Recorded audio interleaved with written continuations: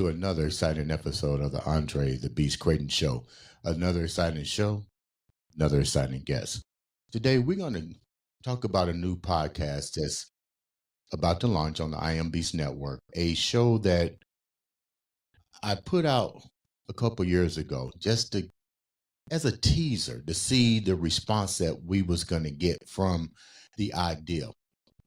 It went over beautifully. Now it's time to put some hustle behind the muscle, behind the dream. Today on the show, we have 3 law enforcement agents, different regions, who their years of experience says a lot. What they've seen says a lot.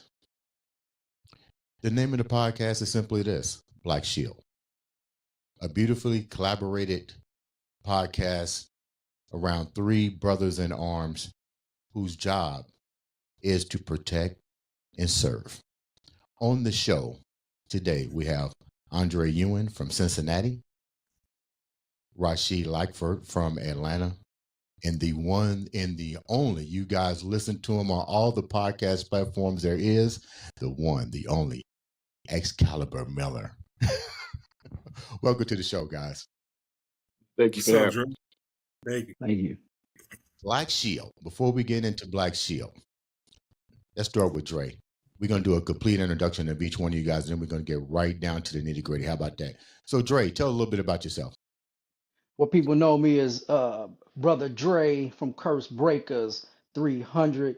Getting a lot of reviews here lately, even on Facebook, TikTok, especially on what had just currently happened in Cincinnati. Being in law enforcement for up to 30 years.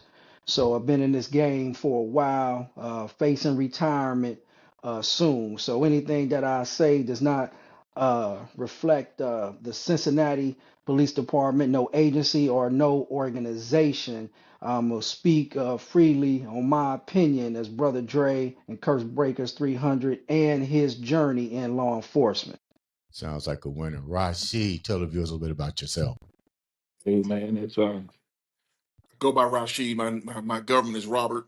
Go by Rasheed. That's an Arabic name for director, leader. Been in law enforcement for 25 plus years.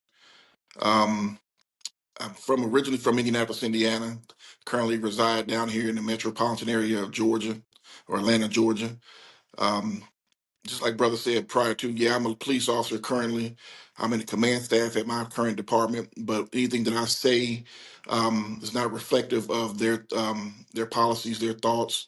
I'm not speaking for anyone but myself as a Black man in America, and that's pretty much it.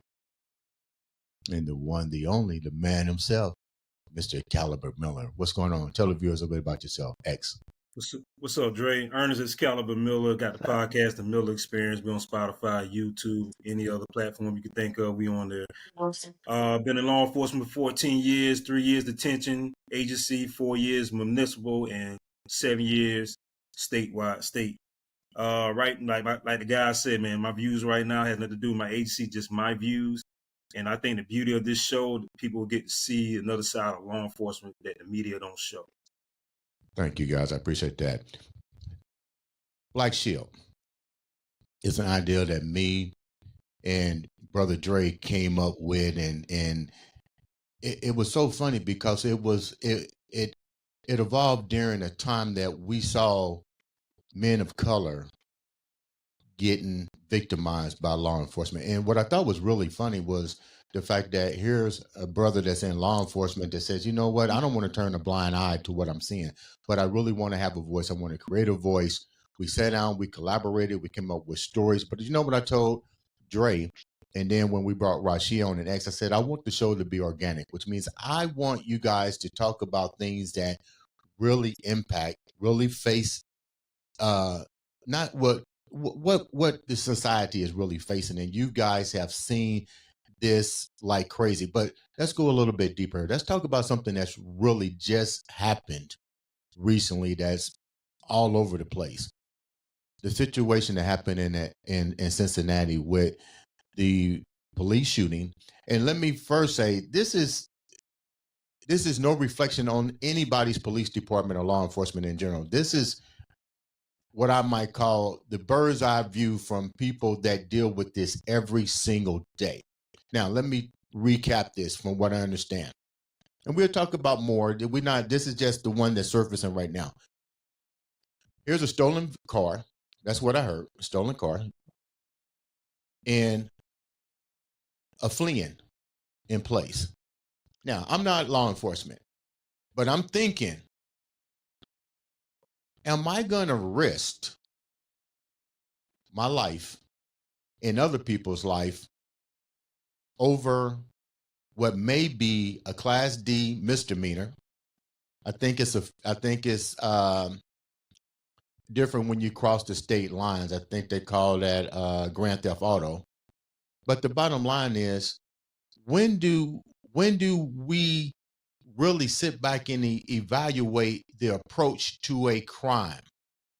We're talking about a stolen vehicle that now resulted into a killing, a father taking the law into his own hand, striking another brother of the arms in law enforcement. Where does it draw the line? Let's start with Dre. What's your take on it? Because you're from Cincinnati. You have to deal with this every single day. And I pray every single day for all of you guys and all my law enforcement buddies. But Dre, you have to deal with this every day. What's it like there for you? Oh, it's frustrating.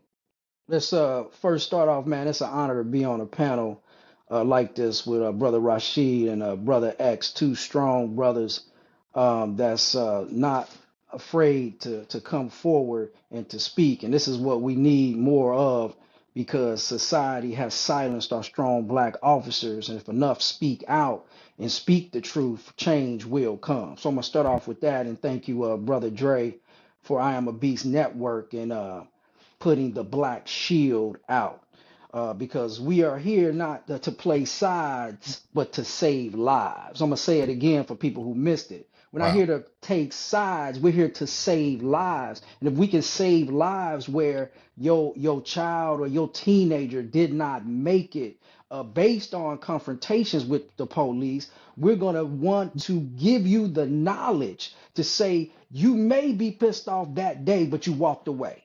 You may be upset that day, but you walked away. Your rights might have been violated, but you walked away. And then we have enough strong attorneys in place that can, what I call, give you the restructure that's needed and to make sure these things don't continue to happen. And that's where you have a team unit that comes into place. So the frustration, even with legislature just here's a felony, a stolen vehicle. But even if they get caught, even if they comply, they usually walk out with a misdemeanor, receiving stolen property, and you can go on your way. So the officers even have to be better trained to say, is this worth it in this process? And if guns are involved, then you need to make sure you take the proper cover and concealment to make sure your approach is safe for everyone involved. And I make sure I take those thoughts in perspective every day I get into that police car. Let me ask you a question. I mean, Rasheed and X can chime in on this too. But that's just take in consideration if that was you, either one of you guys, in that situation. We're talking a stolen car that resulted in the situation where several individuals lost their lives. What would you have done? I know this is hypothetical, but all three of you guys have been on the force long enough. But once again, let me go back and say this. We're talking about a stolen car. We're not talking about individuals that have wanted for murder, wanted for armed robbery. Most people that steal cars are usually between the ages of a teenager, maybe in their mid-20s. So you're dealing with a juvenile somewhat mindset. What's your take on that, either one of you guys? How would you have approached that? I'm gonna say like this. It's stair steps, okay? Just because it's a stolen car, and usually when they steal cars, they're going to do other crimes, more serious Right. crimes. They go do a armed robbery. They'll go break into a business or a residence, home invasion. They don't just typically steal a car just a joyride these days. Yeah, sometimes they do, but more times than not, we find that major crimes involve a stolen vehicle. And just because these kids, we don't, and let me kind of correct you on one thing: we don't know that they wanted for murder or not. You don't know who you're dealing with in a stolen vehicle. Exactly. You know what I'm saying? Sometimes it's kids and sometimes it's not. But these kids made it popular with the Kia boys, and they made it. And Kias at one point are still the older models are very easy to steal, and they taught them on YouTube and Facebook and all that. Or and forgive me because I'm not a social media guru, but all these social media platforms were showing these kids how to steal the vehicles, right? So they were at one point taking it as a game. They'll steal a car, go to another one, steal one. So what happens is, let me ask you this: in Indiana, your car insurance gone up in the past couple of years? And Yeah. I'm sure it has. Yeah, ours in Atlanta has. I'm sure in Ohio, your insurance has gone up. And why is your insurance going up so high? Not just because of inflation, but because of all this theft. So yeah, it seems minor to folks, but everybody's paying for it. Everybody's paying for it, one way or the other. So when these kids are asking their mother for the brand new pair of Jordans, and mama said, "Hey, I got to pay the car insurance this month. I can't get it." Some of these kids going to get it themselves, right? They're breaking in cars to take guns. They're not trying to take cell phones or money. They're looking for guns. It's the easiest thing to sell. It's easy to get more money off of them, and they use those things to commit other crimes. Now I'll let Brother X talk, and then if we have more time, then I can go into it. We all got stories of the same incident. I've been behind stolen cars, chasing them. Matter of fact, the other day, I'm in command staff. I wear a suit or a Class A uniform to work, and I was chasing a car theft the other day. It was a carjacking, and I'm in the woods with my shiny shoes on and all that. You know what I'm saying? Chasing these cats, and he was caught with a gun. You know what I'm saying? But we all have those experiences and those stories. But I'll concede to Brother X. Hold that story before we go to X, because the same thing happened with X not too long ago. Guns have clearly changed law enforcement now. The right to carry. You don't know if somebody's got the right to carry. Those that don't have the right to carry. Now, here's a situation. I'm pretty sure Dre's been in a situation, but it happened to you recently. You got a gun involved. How do you approach that? Because you don't know, but the gun is there. In Georgia, it's open carry, so everybody can have a gun as long as you're not prohibited by law, like a convicted felon. You know what I mean? Or you have a TPO against you, something like that. Is that the same in South Carolina too? Same in South Carolina. Yeah, so everybody got guns. You know what I'm saying? So when we pull, everybody got a gun. So you kind of hyper vigilant on how you approach folks, but as in law enforcement, you're taught everybody got a gun today. Everybody's armed until they're not, until you know they're not. And 9 times out of 10, or 9.5 times, I'm gonna say 99% of the time, when folks are stealing cars and they're doing a crime, they are armed. When you let me tell you something, Dre, it's so bad. Even if I take somebody, I don't know how it is for you guys, but in South Carolina, most folks run out of gas a lot, man, for some reason. And even if I take them to the gas station to get gas, I pat them down if I get in my car to see if they got a gun on. Really? That's how bad it is. Hold down, X. That's funny. Why does everybody there run out of gas? I don't know. People don't look at their gas gauge for some reason, man. I don't know why, man. It's hilarious to me, man. And I get on. I like, dude, y'all pass by 5 different gas stations. You mean to tell me you ain't think look to see you need gas? Let me go back to a question for a minute. Rasheed, you said you went to they was in a stolen vehicle, correct? Yeah. You chased them in your car. You chased them. Then you got out on a foot race with them.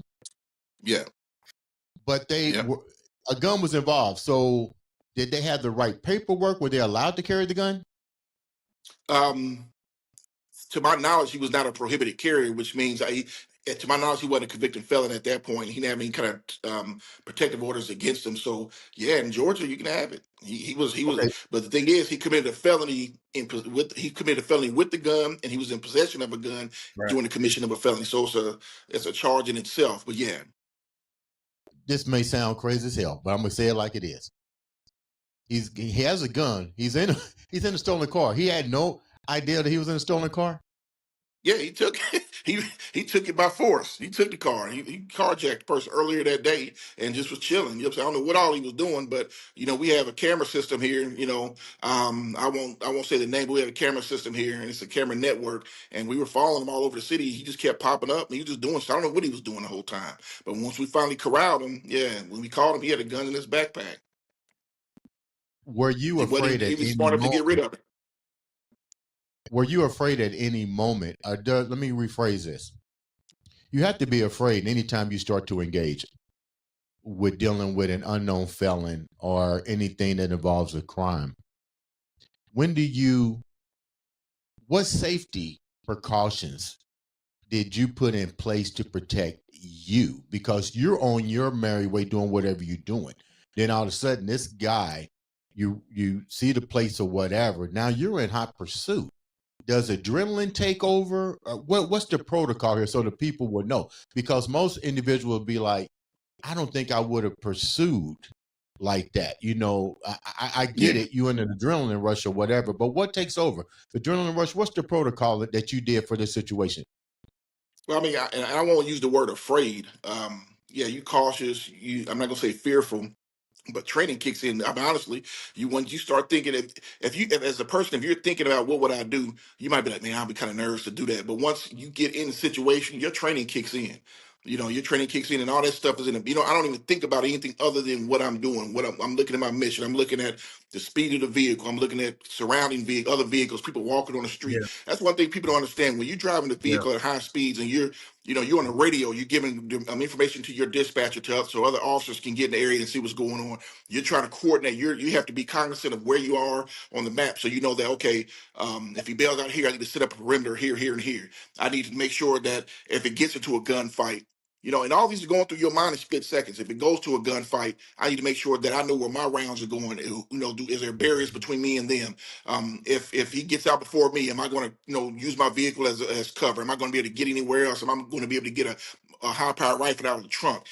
All these things are going through your head in one split second, less than a split second, right? So Mhm. you're going high speeds. You have to document the fact that how fast you're going, the volume of traffic, all this stuff is you take in consideration, and you're giving this information over the radio at the same time simultaneously. yep, You're on the computer mhm, sometimes. Depending on if you're on a specialized unit, you might have a second radio talking to your other unit. It's just a bunch of stuff that goes on.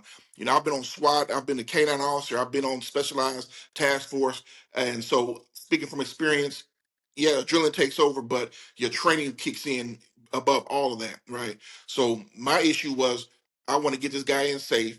Do I pit him? Do I stop it quick? But in metro areas, traffic is congested, so you can't really pit him because you're going to pit him into somebody else. So you have to kind of get units in the area, get officers in the area, and try to get him corralled, try to get him cornered. And my biggest thing is I hope that they get out the vehicle. I want them to get out and run because right now the vehicle is a deadly weapon. They drive with reckless abandon. So you want them to get out of the vehicle and at least have enough assets in the area to surround them. And then it's a waiting game. We just stand by, get a perimeter set up, a good perimeter, an external perimeter and an internal perimeter, and we try to get them caught up. And that's what we did. We waited them out. We had K9 on the ground looking the for them. K9, yep. Yeah, we had K9 up. The helicopter didn't come up that time for whatever reason. But we had K on the ground, and then we just systematically piece by piece. And also citizens were a great help because we were in a residential area, so they were coming out. Yeah, I saw him run this way. I saw him run this way. So we had real time information on where this guy was. So we were able to surround him, get him cornered, and take him into custody without incident. It could have gone different if he'd have had that gun in his hand. You know what I'm saying? Mhm. It could have gone different, but thank God he didn't. He had it in his backpack. We took him into custody, and upon searching him, upon his arrest, the gun was located. X, you just had a similar incident. Let me tell you where I'm going with this part. I want the viewers to go into the mind of each one of you guys with an experience.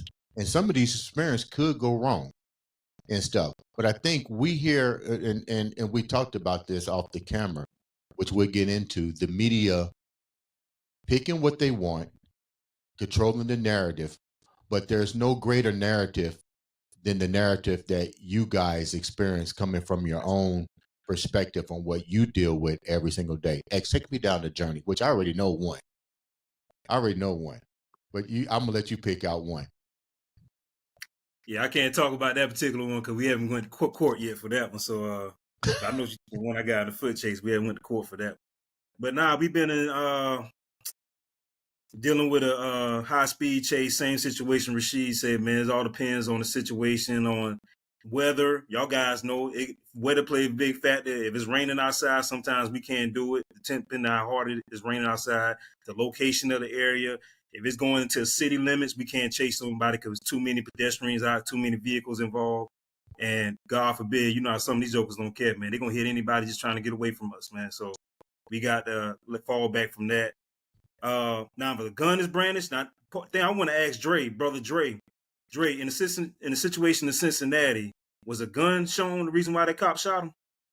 Well, that's what was stated, apparently by the cops, that he brandished the gun. But what has caused the uproar is that there's no video footage that actually show a clear Gotcha. picture Okay. of the gun being banished, and that's the issue with the whole problem. If you think about it, it's really been I'm gonna say white America has built this Frankenstein. They built this process of no trust. They built this system to where we have seen shootings that were horrible shootings, shouldn't have happened, and innocent black men have been killed just being in a car saying, "Hey, I'm gonna do this," pop pop, and the officer would say, "Hey, I fear for my life." And we've heard it so many times that black America got completely frustrated.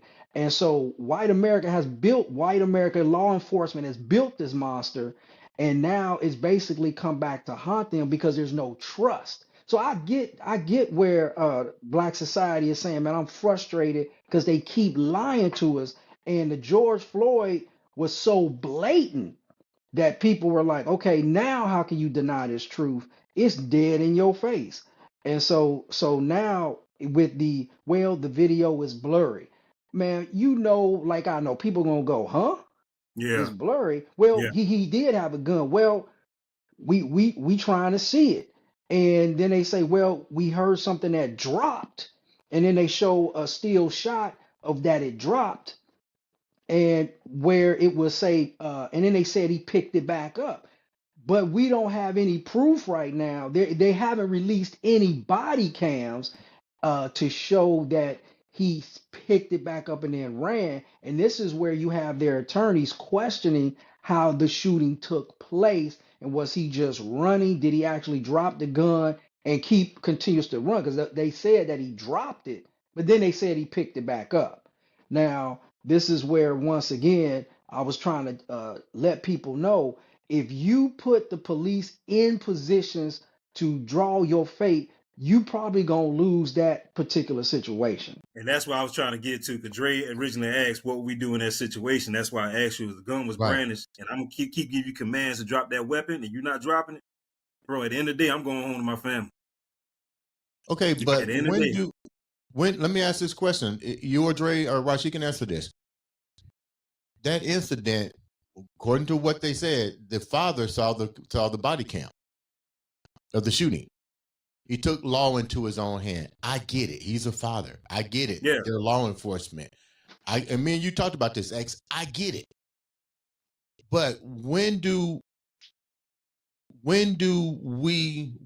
it be? Let me rephrase this, because I want to make sure I get this right. How do we contain lawlessness? Dre just said it. The media has impacted this fear.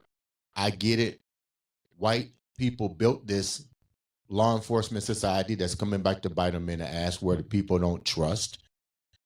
Open season on blacks have always, in the last couple of years, been a thing in Cincinnati. Me and Dre, we talked about this, from even to the point to where I remember living there and they had martial lockdown. I never been in a city that had martial lockdown. that's crazy. Because you shoot unarmed men of color and nobody has taken accountability. This is lawlessness on both sides, but I get it. You guys are brothers, but you're still law enforcement that have to also protect your brothers. Where do we draw the line? Either one of you guys, where do we draw the line? So I can feel safe, like you said, X, Rasheed, Dre, so you guys can go home too. But I want to feel safe, because remember back in the day, the police officers came to the school and everybody wanted to be a cop. Yeah. Officer friendly. Yeah. It's friendly. Yeah. Yeah. Well, Yeah. let me say one thing real quick, just to kind of get this out. a lot of people, they look at black men that are police officers as sellouts, and they say y'all was the slave catchers back in the day, and that's We how had a law enforcement conversation. came about, and that's totally not true. That was an aspect of it, but that's not true, because even in ancient culture, especially in cultures of West Africa, for instance, 'cause I'm familiar a lot with the Ghana area, Senegal. You had, they weren't called police, but you had groups of individuals out of the village that dealt with law. They dealt with making sure everybody and all the rules and regulations are upheld. So it's always been that way. So it's not a sellout situation. And then, as much as people don't like the police, boy, they can't wait to call when something happen. You know what I'm saying? They hate the police, but they'll call for nothing. Cause my sister, she argued with me, and I need y'all to come and get her out the house. Wait a minute, you ain't like the police. You know what I'm saying? Why you want me in your house? So let me say that. So but as far as I kind of see where you were getting at. You're trying to what's the difference between us chasing a person, they come out alive, in this situation where they chase a guy and they come out dead. Everything is different, right? Yeah, Everything's everything's different. different. But I think the biggest question is, everybody wants to know what the police. Well, you can't do this and you can't do that. What you need to understand is what the police can do, what the law gives the police the power to do, and the law gives the police power to use deadly force in a lot of certain situations. One situation that you don't know is taking a piece of equipment off a police officer's uniform. So if you grab me and take my taser off, I have the right to use deadly force on you. The law gives me that right to use deadly force on you. People don't know that. Oh, I just grabbed his taser. You know what I'm saying? But what I'm going to argue is the fact that you can incapacitate me with my taser, then take my gun and shoot me or stump me out.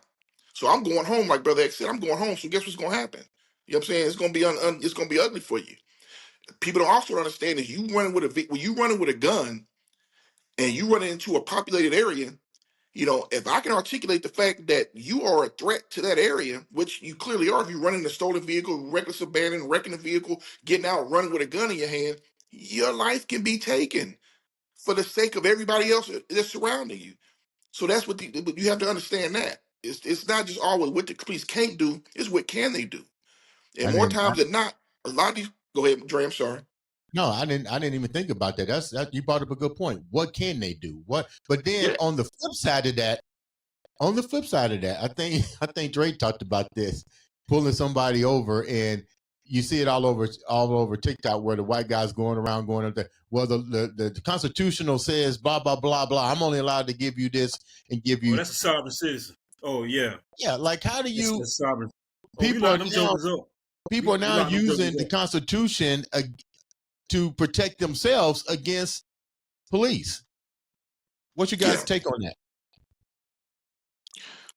Well, what I say is you know your rights.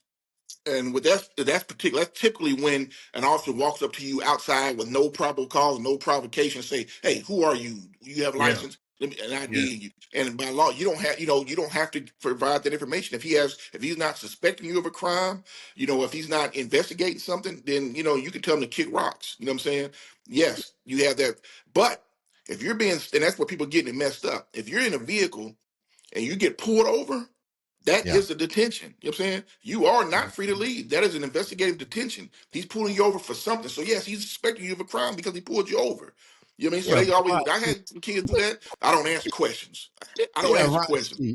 Rasheed, think about this for a minute. Come on now. Go ahead. How many times have men of color? This just happened to my buddy just last week in Fishers. Fishers, you used to live here. He's coming out of an hotel in Fishers. Boom, he gets pulled over. He calls me and says, "Dre, I got pulled over."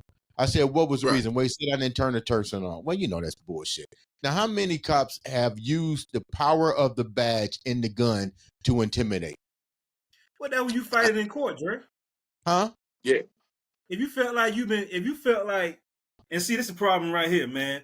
If you felt like you've been screwed by law enforcement, fight it in court. That's the perfect place to fight. Fight it in court. Don't sit there and have a debate with me on the side of the road. Don't sit there and go on social media and argue. Let's fight in court. That's why I went in law enforcement. I wanted to be the change. I was tired of being screwed with. Okay, so let me ask this question. Instead of me complaining about it, go ahead. Let me ask this question. Let's stick with you, and we'll go with Rasheed and then Dre. Why did you get in law enforcement? Because I was tired of being, man, I done got stopped for, I know the thing unnecessary, man, in Jacksonville, Mm-hmm. Florida, and the situation happened to me in Sumter County. Mm-hmm. I didn't like. So that particular day when I got out of the detention center that morning, I went ahead and applied for at a police department. Mm-hmm. I was like, I don't have a record. You know what I'm saying? I don't have nothing going on in my background. My credit was good. Let me go ahead and apply, man. I'm sick and tired of this. Instead of me going on a war path, complaining about it on social media, instead of me just bitching to everybody, complaining about, oh man, woe is me. The man did this to me. The man did this, that to me. Dude, I went here inside and been the change. Mm-hmm. Yeah. And that's the I, problem. If you know, let's say you got pulled over, and let's say because driving while black, let's just use that hypothetically. Instead of complaining about it right then, just go to court and fight it. But what are you fighting? It's you against the officer. Oh, these days it ain't you. These days you got social media, you got live. You can put live on Yeah. your phone and get all that. He's recording, you recording. That's why I tell people record, man. Record. I don't mind you record me because I'm above reproach. I want you to record, but that's what you do. Back in the day, back when you know, and I mean, real quick, let me sit back. And I'll answer your question that you just asked, and then I'll go back into that point. I became a Okay. police officer. I always wanted to be a cop. I mean, in third grade, the little kids on school ground was beating up other kids, and I was the one to go get them off of them. When kids was Rasheed, was snatching bags, yo, Rasheed, I remember that. Remember? yeah, you know what I'm saying? Yeah, when they was bag snatching on Halloween, I was the one to go get Yeah. the bags back. I've always wanted to do it. But I've been victimized by police. 'Cause I hung with gangs. I wasn't a gangbanger, but I hung while my buddies was. So I hung with them. So in essence, I was a gangbanger right in their eyes. So I've been victimized. I've been beaten by the police because my first and last name didn't sound like a regular first and last name. And it was after curfew. Left my ID at my girlfriend's house, walking home on the east side of Indianapolis. It was a white and black cop pulled me over, asked me my name. I couldn't produce ID. They took me behind the store and whooped me. Took me Wow. home and asked my mother my name. When she confirmed my name, their eyes like, oh shit. But guess what? I came in contact with both of them when I became a police officer. But that's the story for a different day. But you know, Mm-hmm. I became a police officer because I've always wanted to be a police officer. Did I necessarily say I want to get in to make change at that point? No, I just always wanted to do it. But I guess in essence I did because I always wanted to be a protector because I've always been that. A lot of stuff you don't know that you can be pulled over for. And if you're in an area that a task force is working for whatever reason, if they're working for a prostitution sting, if they're working to slow down speeders, if they're looking to make contact with you, so they'll find any reason to get in your vehicle to see who you are, and that's the bullshit stuff like the tail light, the plate light, all that stuff. But I also understand criminals use this. They'll take the plate light out so that you can't see the plate. They got the plate flippers now, so you can't see the plate, so you don't know who you're dealing with. So you make Mm. contact with the people. Our department and most departments around the U.S. are taught to introduce yourself and tell that citizen why you're coming in contact with them. Hi, my name is Officer So and So. The reason for the stop is this. That nullifies any reason why you stopped me. I just told you. A lot of people Mm. get upset because they don't want to be Mm-hmm. inconvenienced. You know what I'm saying? So they're like, man, why are you stopping me? And now you turn it into a situation, like brother said, fight in court. You know where you were when you got stopped. You can get on the phone right then, down 911, say, ma'am, I want to stop. A cop is being rude to me. I need his supervisor or his name, or look at his name, ask for. Most cops are required to give you their name and badge number at this point. And then Mm. go home, take the ticket, take whatever he's going to give you, go home, document this, and get with your lawyer and break them off in court. These days, yeah, back in the day, didn't work like that. These days, yeah, you know, you're gonna have a problem because anytime we get a complaint in our department, we take it serious, whether it be small, whether it be minute, we take it serious, and we take it, we investigate any complaint as if it was a damn murder. I'm being honest with you. We'll pull GPS location for that vehicle. We'll pull that guy's body camera. We even sometimes, hey, let me see your phone. Were you texting? What was going on? We do everything because now society ain't going for the cover up. They're just not doing it. That's one good thing that's come out of this. I will say that they're not going for the cover up. Only thing I hate is that they just push the narrative that they want to push. Mm. Dre, Hey, why'd you Dre, get I'm in gonna law come back on. enforcement? I got my mom nursing home blowing me up right now. I'm coming back Oh, on, okay? okay, Dre, why'd you get in law enforcement? Man, let me tell you something. Law enforcement is the hardest job in America. Point blank. It's the hardest job in America. Split second decisions. You have with the power of a pen to change somebody's life immediately. These are some of the things that I looked at. So when I was younger, I got pulled over by a cop. I'm coming from the gym, so back then, Dre, I'm up here barrel, I mean, in competition mode. I got on my bandana sweats, uh, tinted tinted windows, and Yeah. I get pulled over.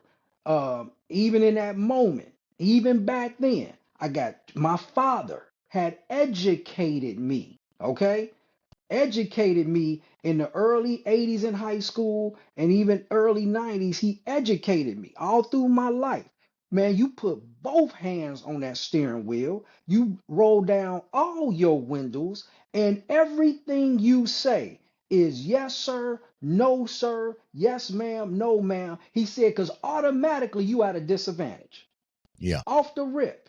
He said the perception, the mindset, this man is nervous. You have no idea what his mindset is approaching you. And that's exactly what I did. Made sure I was on point. Even though I knew and felt the officer violated my rights, I still sat back and gave him the ultimate respect. Now, what's deep is we go to court. When we go to court, even back then, my father had raised me how to present myself in courtrooms. I come in with an entire suit and tie. I'm buttered down, clean cut, and I did my research on how to respond in a courtroom. Mm. When the officer got up to tell his side, he was confused, and they asked, "Is that the person you stopped at defense table A?" And he said, "Well, it looks like him." But Mm. he wasn't dressed like that day. He even said it, which already messed him up based on my articulation and even the questions. And he had some flaws on the citation. And the judge said, not guilty. And it was a red light violation. So those were the things that said, you know what? I need to get in the game to Mm. be able to change the game Right. and to be that face. Because I'm gonna tell you, people want you want to see Brother Dre on your radio run if you feel like you being violated, so I can keep you calm and make sure that your mind is focused on getting to the next step and giving you those resources that you need. Because when we get in court, and Brother Rasheed could attest to this, man, we look crazy. Guys come in looking foolish. They look like, man, I'm gonna rob you in this situation where their articulation is terrible, their Mm. presentation is horrible, and they usually get found guilty because they walk in court ignorant. Mm. And then they behind enemy lines and they don't know how to adjust. And then they got to pay an attorney or what they call a public pretender who could care less about them. Mm. So we got to, that's why I said we have to become aware and educate ourselves on how to stay alive and present the proper information and evidence. You That's brought up right. something. You brought up something that was really cool. You brought up something really cool.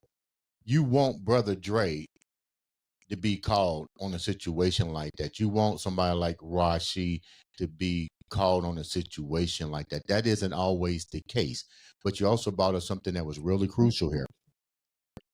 Knowing how to respond to law enforcement. What do you guys think are the three biggest issues that civilians deal with when it comes into dealing with you guys in law enforcement? Is it our attitude? Is it our ignorance of the law? What is, because you're right, Dre. You gonna have to either know how to play the game or you're gonna get victimized by the game. Why do we keep getting victimized by the game? Either one of you guys. Well, like you said, not knowing how to respond, not knowing how to articulate yourself. The biggest thing is you're not, if an officer has made up his mind to do whatever, he's pulled you over, he's made up his mind what he's going to do, ain't no sense in trying to talk him out of it at that point. Let him go on and do what he's going to do. But like you said, he had his hands on the steering wheel. He had the windows rolled down because put yourself in a law enforcement officer's foot, in their perspective. They're pulling you over, they don't know who you are, they don't know what you have, what you've done, if you're wanted for murder. They don't know what's going on with you. So when they're walking up to your car and they can't see in the windows, their senses are heightened. They have their hand on their weapon. You're trained to have your hand on your weapon and just cover it just in case you need to pull it quick. So you're already covered up. You watching, try to see who you have in this vehicle. That's the perspective of a law enforcement officer. As a person, you seen him walk up on you, man. Why he got his hand on his gun? Man, why he even stopped me? You have to be calm. And you have to understand, and like you said, be respectful, because you don't know who you're dealing with on that day. I mean, all police officers shouldn't be police officers. I'm gonna tell you that. And I know a few that should not be police officers. You don't know if you're dealing with the cop that's going through a divorce, the cop whose child support is killing him, the cop who's going through finance. You don't know who you're dealing with when he come up and he's armed. So it's like it's like in any place. I'm not gonna go into the hood me mugging folks. You have to know what you're doing. I'm not going there because I know that could be a potential problem for me. Right. I'm not. Egos take place, right? Egos is everybody has egos. So I don't know who's coming up. Just like that cop don't know me, I don't know him. So I'm gonna give him the benefit of the doubt, and I'm gonna give him what he wants and do what he asked me to do. And if I feel that I've been violated, then I'm gonna deal with it on a different scale. Dre, And we like brother Exactly. said, these kids are going to court, their pants halfway off their tail, they got their hats on, they having to tell, take your hat off, son. They talking this the slang, and they not even talking, you don't know what the hell language they talking, and this judge, typically the educated person on his bench, looking like Jesus Christ. And they gonna thunder you. They're gonna thunder you because first of all, you disrespectful. You came into their courthouse disrespectful. It's like me coming to your house, Dre, with my motherfucking shoes with mud on, and just walk up in that mud stomping through your house. I've yeah, disrespected you. So now you look like, okay, Cinnamon. You got bring somebody in, and he like, what's up? My name is C. You like, what? You know what I'm saying? yeah, Who? You know what I'm saying? You yeah. automatically on 100. You like, I don't want this kid here. I don't know this kid. Correct. That anything he does, he gonna fail. Unless he comes to you and say, sir, hey, I'm thank you for allowing me to come to your house. And unless he straightens that up, you ain't gonna have no love for that guy. You know what I'm saying? And you don't bring him back. And that's what these judges feel too. You come in their courthouse, smelling like weed, pants hanging off, not even talking English. They come like, no, guess what you get? You're not gonna get the benefit of the doubt. You did it. You You did guys, it. Correct. you guys talked about something about some officers don't need to be officers. You don't Yeah. have to give any names, but if you had to give a percentage based on the years that you guys have both been in law enforcement, before we wrap up, what's the percentage? Because I know firsthand when I went back to college for my degree, and they had a law enforcement division there at Lorraine Community College, and I'm watching these kids coming in, and I got to be real. There was a bunch of Caucasian kids because I went to Lorraine Community College in Ohio to finish my degree, and I hate to say it, those guys like they've been intimidated, bullied, and beat up. And I asked myself, I remember telling myself, they getting ready to give these guys a gun. What's your take on that? How should I know there's no clear cut answer, and you guys aren't here with Black Shield to give clear cut answers. Basically, some insight, education is what the show's about, educating. But there's no clear way of doing this. You got to fill the job quota. But get real. Some of the people, I'm afraid of someone that, unlike you, Rashi, we grew up, so I know your mindset. I don't know these other people's mindset. What needs to change as far as evaluation? How many times should a person be evaluated in law enforcement to avoid exactly what you just said, Rashi? I don't know who I'm dealing with, and they don't know who they're dealing with. But the difference is you got the badge and the gun. People respect the badge, they fear the gun. Yeah. I think that things are in place to try to weed out bad actors, right? You have to take a psych test. You go through your interview process. So I don't know what can be done better there. I mean, other than what they're doing, because anybody can lie. I mean, you can lie, you can fake, you've been with females before that you thought, oh, this was the one, and then next thing you know, you got red flags popping. I'm like, where did that come from? So people can fool you. People can fool you.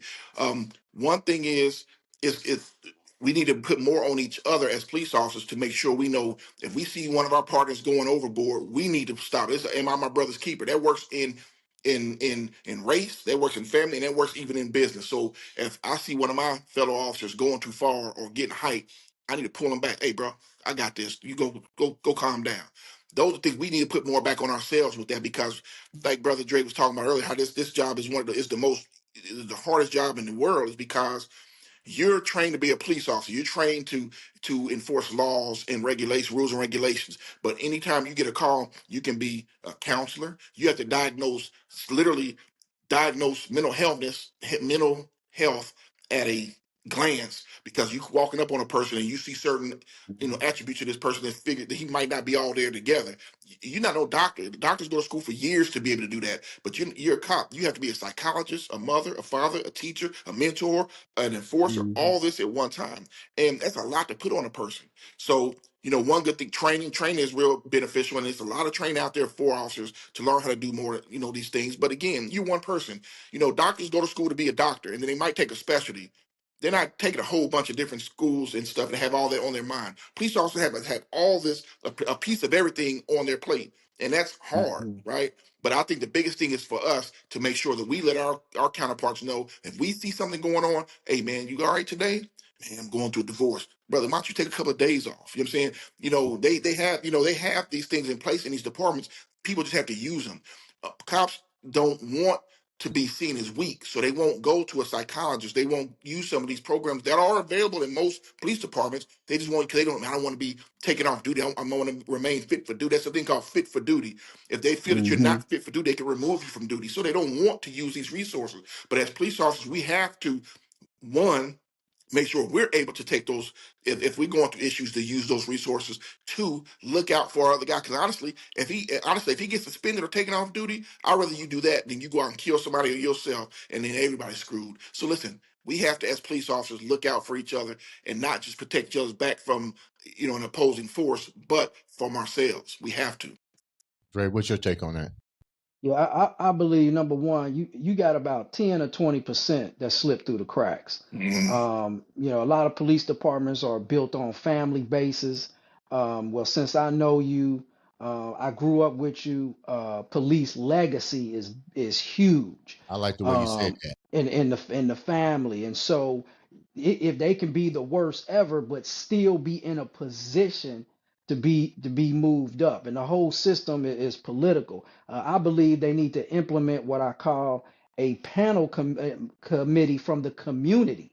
So the community you serve, let's also have a panel community of different diverse people to say, how would you respond? Let's get a attitude from this officer who probably never been around black people except for what he's seen on TV or his training or her training, which is a problem. How is the training put in place when individuals see criminals? Because I tell you, there's a psychological effect that if you only see or hear that black people do evil, you're going to then perceive it. you will look at them in a certain way that they will kill me or respond to me be quicker. Because brother Rasheed, me, you, and Dre, we can go into the hood and still go into a party or places, and they be like, oh man, what's up, brother Rasheed? What's up, brother Dre?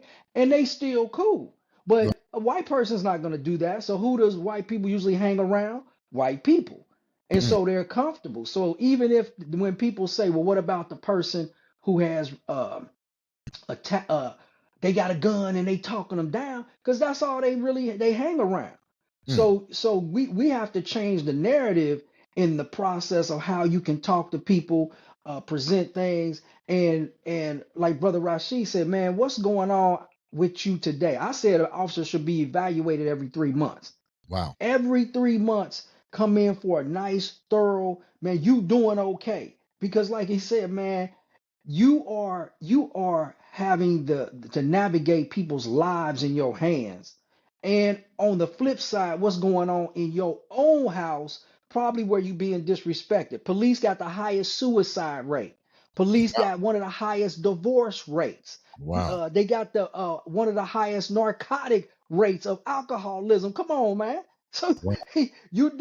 you are expected to do some of the greatest things in protect and serve, but yet you're not getting serviced according to the system to help you out to protect and serve.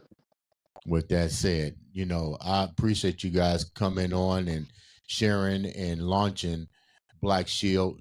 Dre and Rasheed, thank you for helping me come up with the creative mindset to do this. This is definitely a need. But why don't you guys both tell me, why is there a need for such a podcast in your mind? Let's start with you, Rasheed. Well, because social media is so big and they putting all the negative stuff out, so it's good to put a positive spin. And it's not necessarily, I don't really say positive spin, but a different mindset to it. Put faces to it, because a lot of people don't know these police. They just know what the media, how they introduce them. With this, you're going to be able to meet us, know what our struggles, know what we're going through, and then reading, kind of going through our mindset. Why would this happen? Because the questions that you ask are some of the questions that citizens have as well. Well, why would you do this and why would you do that? Well, now you can hear directly from the horse's mouth, because between all three of us, you probably had close to 80 years of law enforcement experience, in different aspects of law enforcement, not just patrol, but different aspects of that. So you get that from us. You'll be able to get, and also I'm sure you're going to have a situation people can ask questions as well, Right, and then you can right. get your questions answered by legitimate people. We're not here we're not here to promote a particular brand other than the podcast itself. We're not here to promote certain. So we're going to tell you the truth. We're not going to tell you, oh, I want y'all to promote peace and happiness today. No, we're going to tell you the real deal, and you get it from the horse's mouth. So I Dre, think that's why it's a great platform for that. I appreciate that. Dre, what's your take on why is Yes, the need for Black Shield? man, Black Shield is needed because of the number one, education. We are here to educate. And as I said at the beginning, I'm not here to play sides. I'm here to save lives. And just yesterday, I'm still, of course, in Cincinnati. The tension is hot and it's going to be hot for a while. Right. But I understand that I'm trying to save lives. So I have to still give individuals a positive mindset that there are still good police officers out there. Don't brand me because of my uniform. So I'm still waving. How y'all doing? And it was a group of three black sisters with their kids, and they're like, "Nah, we're not gonna wave." And then they tell their children, "Hey, don't speak to the police. Now leave them alone." But then when they approach us with their kids saying, "Oh, you better be good, or they gonna arrest you." Stop that noise right now, because you're already planting The something fear. in your children's head to run from the police. Run from them, because they either gonna lock you up, something bad gonna happen, don't do anything. Then I saw a black father, I waved at him, he was with his kids, he waved, then his kids echoed it and waved back. Mm. So how you discipline your kids and you raise them to say, look, I don't at some point you will need the police. What happens if you stranded on the side of the road, the police come? What you gonna do? Run, act crazy, be ignorant on the side of the highway? No. I need you to assist me. So we gonna educate people Mm. to help them break this stigma of what they think they know, and show them what exactly should happen in this process. And prayerfully, even in my retirement, I'm gonna help consult more to where if you got problems in a particular area, agency, then Brother Dre gonna be that advocate for you to say, nah, this is how it should have been set up. Let's look deeper into it. Guys, thank you so much. And we'd like to thank X for coming on the show and being part of you guys' Black Shield podcast program. Ladies and gentlemen, coming soon, 2025, this spring, this summer, the new podcast, Black Shield, starring Andre Ewan, Rasheed Langford, and Excalibur Miller. Once again, guys, thank you so much for coming on the show. This has been another exciting episode of the Andre, the Beast, Creighton Show. Peace, brother.